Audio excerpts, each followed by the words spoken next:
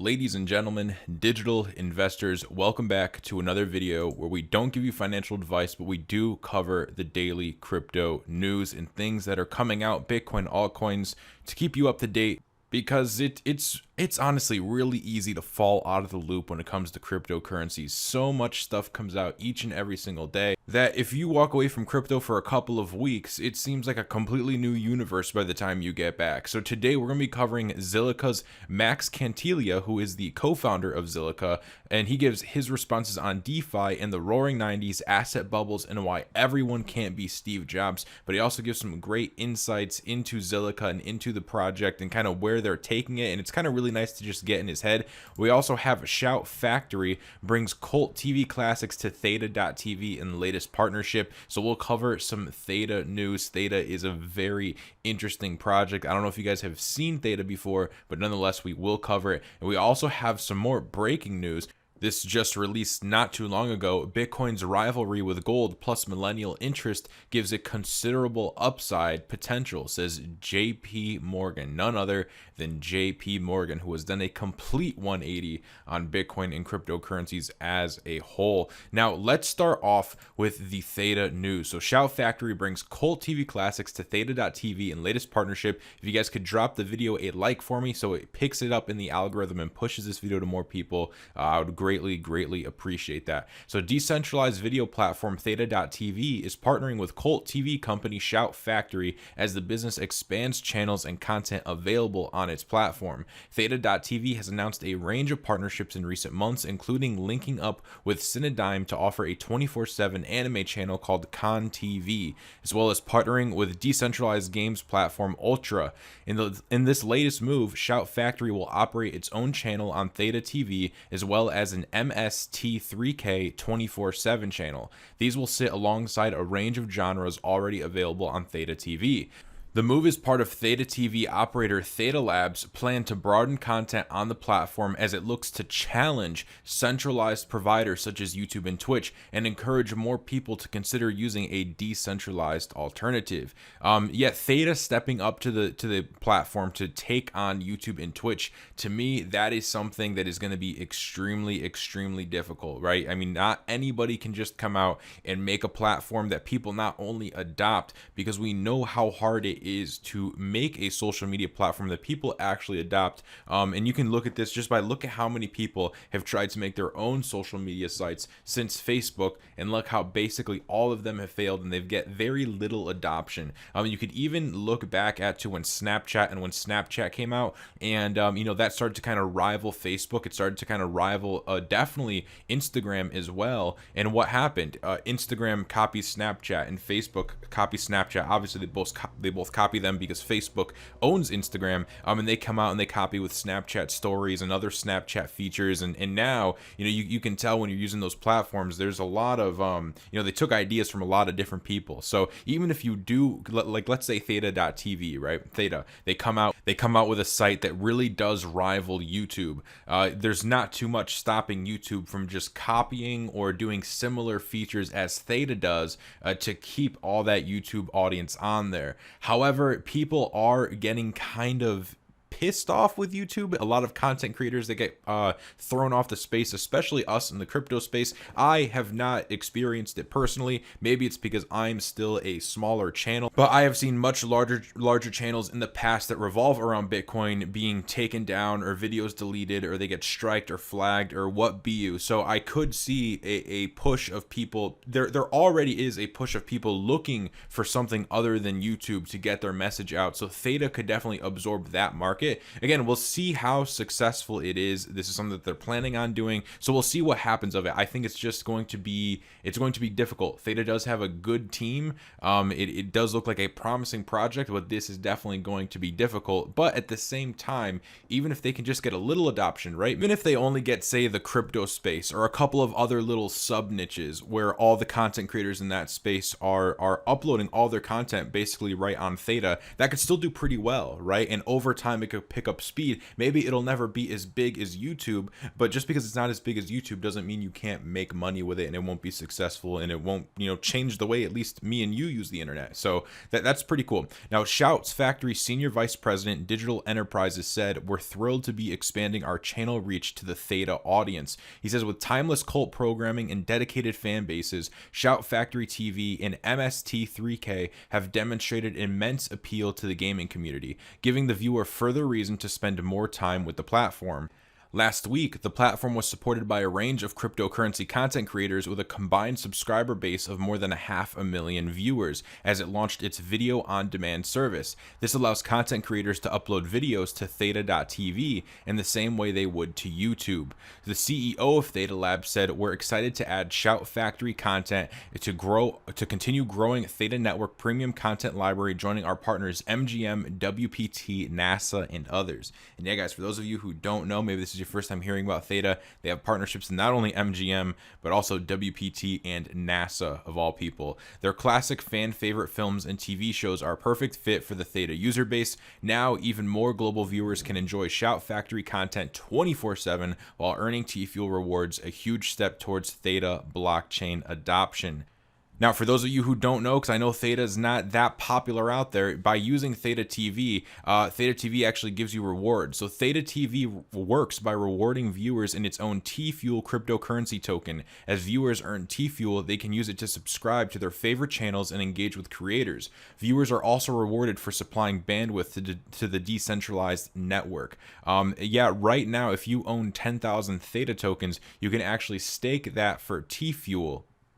You can almost think of it kind of like for those of you who own vechain, or if you're familiar with vechain and you own vthor, right? Just by holding it in the wallet. Well, Theta, you can't just hold it in your wallet. You do have to stake it, but you're staking it within your wallet from what I've seen. So it does look pretty safe. It's just not passive, whereas you can just hold Bitcoin. Not Bitcoin. You can hold vechain in a wallet and you pretty much don't have to do anything. You'll just start getting vthor, where there is a few extra steps with Theta where you have to just actually go and stake it. And you also need a minimum amount, whereas with vechain, I don't think there is a minimum amount. But yeah, guys, Theta is a really, really cool project. Some really great partnerships they have staking, and they're kind of one of the only companies, at least only companies in the crypto space that has the partnerships that they have and has the product that they have, right? I don't really know of any streaming blockchain or cryptocurrency companies that are really killing it out there, right? I really haven't found one. If you guys know of any,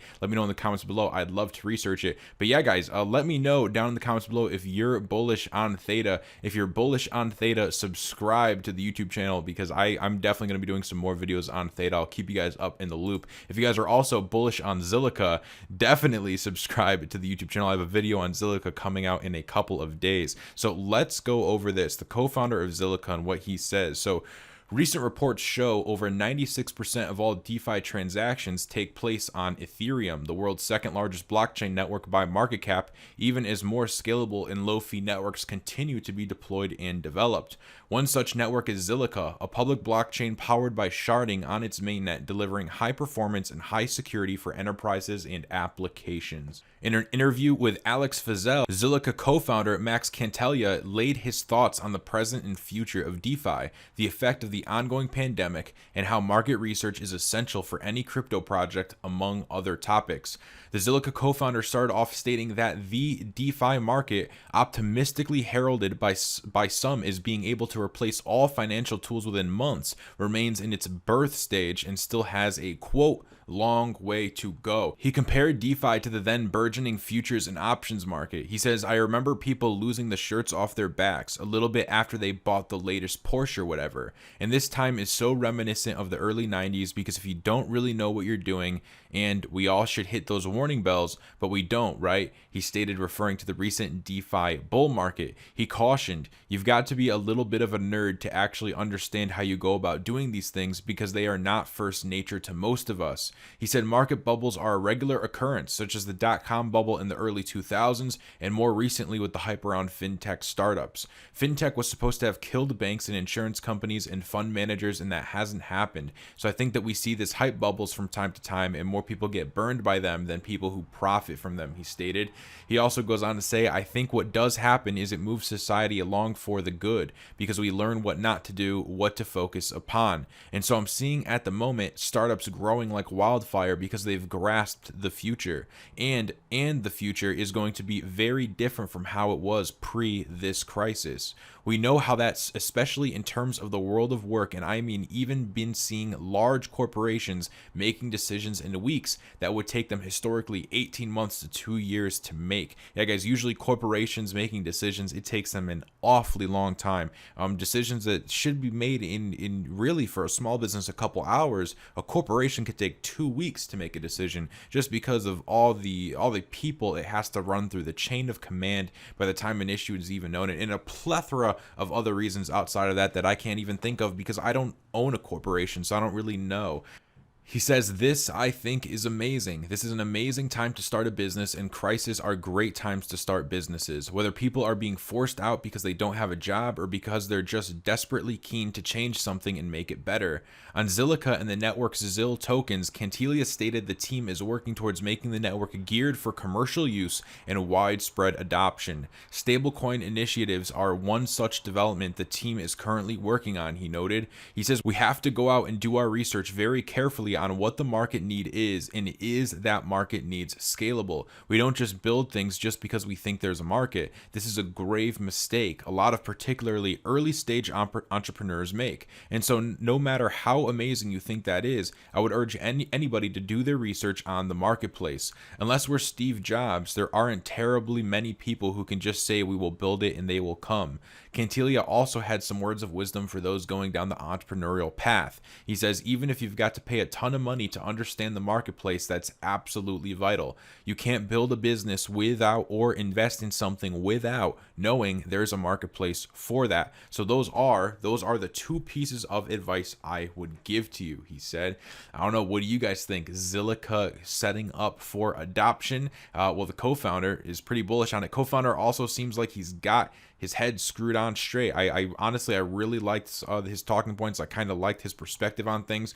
I don't know. Let me know what you guys think of this. This is kind of some of my first work that I'm viewing from the Zilliqa founder. I'm doing some more research on Zilliqa. So let me know what you guys think of the co-founder. And if there's anything else you think I should know, any of you guys have been researching the project for a long time, please let us know in the comments. If you guys are enjoying the video so far, make sure you hit the like button. It honestly does help so much. The YouTube algorithm then picks up this video if it gets enough likes, and it brings it to viewers, and viewers can feast upon the content such as you are right now. So if you are enjoying the video and you'd like to support it, a like, it goes a long way. And also make sure you subscribe and hit the bell so you're notified every single day when I upload, and you will not miss an upload unless if YouTube doesn't send you the notification. In that case, I don't have a solution yet. Now, Bitcoin at 13,100, Ethereum at 413, XRP at 25 cents, Bcash at 275. You have a $12 Chainlink DOT at 439, Cardano at 10 cents, Monero at 128, EOS 267.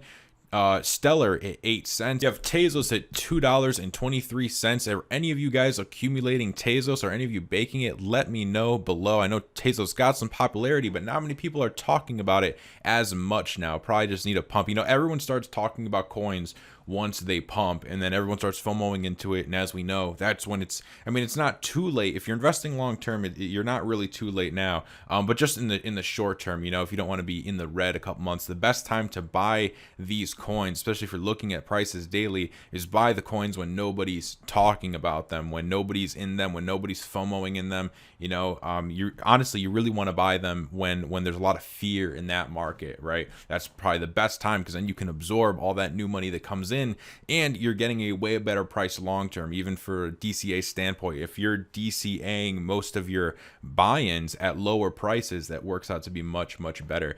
Our fear and greed index for today is at 73, so not really moving. Yesterday was at 74, but we're in greed. We're in the green for sure, and we'll probably continue to be in the green if Bitcoin continues to move sideways and go up from here. And I'm sure we could go into fear very quickly too. Can always switch on a dime. So we'll see what happens. Bitcoin's rivalry with gold plus millennial interest gives it considerable upside potential, says none other than the JPMorgan. So writing to clients in Flows and Liquidity, one of JPMorgan's flagship publications, the author said that characterizing Bitcoin as a risk asset rather than a safe asset is more appropriate. Based on the leading crypto's increased positive correlation with the S&P 500 index since March, Bitcoin's function as a risk asset is likely more of a reflection of a need for an alternative currency rather than a need for a safe asset or a hedge. To some extent, this is also true with gold, the author said. How investors currently perceive Bitcoin's value implies that it could compete more intensely with gold as an alternative currency over the coming years, the analyst wrote. Bitcoin's role as a gold competitor is amplified by millennial investors' interest in cryptocurrency, according to the note, and the inevitably of the younger investor demographic becoming over time a more important component of the investor universe. And that is true, guys. What is going to become a important component of the future investor universe? It's going to be the future investors. It's going to be the young kids today that are eventually going to grow up. They're going to have money. They're going to have jobs. And what are they going to buy? Precious metals or cryptocurrencies? And I like to think about it like this. In a world of video games, in a world of virtual reality, AI around the corner, and in some ways AI is basically already here. We can see it. We're entering a digital world, right? Credit cards, digital payments.